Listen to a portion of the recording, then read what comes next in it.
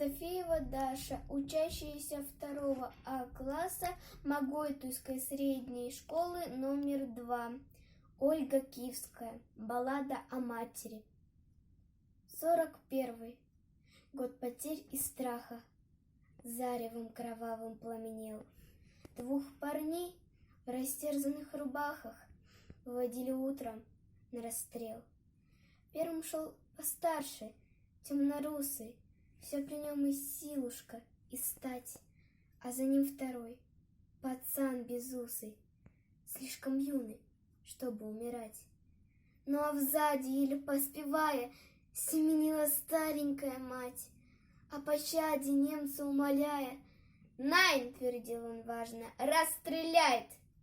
«Нет!» — она просила, «пожалейте, отмените казнь моих детей, а взамен меня убейте, но в живых оставьте сыновей». И ответил офицер ей чинно: «Ладно, матка, одного спасает, а другого расстреляем сына. Кто тебе милее? Выбирает». Как смертельной этой круговерти ей сберечь кого-нибудь суметь? Если первенца спасет от смерти, то последуешь обречен на смерть. Зарыдала мать, запричитала, вглядываясь в лица сыновей, будто бы и вправду выбирала, кто роднее, кто дороже ей. Взгляд туда-сюда переводила. О, не пожелаешь и врагу. Мук таких сынов перекрестила и призналась фрицу: не могу.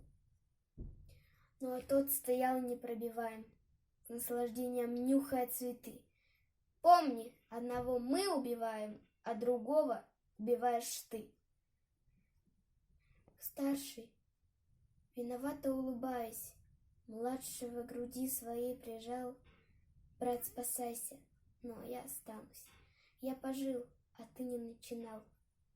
Отозвался младший: нет, братишка, ты спасайся. Что тут выбирать? У тебя жена и ребятишки. Я не жил, не стоит начинать.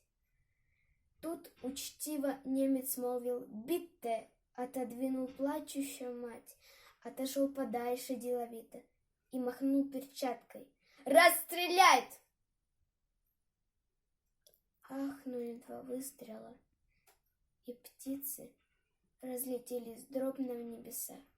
Мать рожала мокрые ресницы, на детей глядит во все глаза, а они, обнявшись, как и прежде, спят свинцовым беспробудным сном. 2 кровинки, 2 ее надежды, 2 крыла, пошедшие на слом. Мать безмолвно сердцем каменеет, уж не жить, сыночку, не цвести. «Дура, матка!» — поучает немец, «одного могла бы хоть спасти!» А она, баюкая их тихо, вытирала с губ сыновьих кровь. Вот такой, убийственно великой, может быть у матери любовь.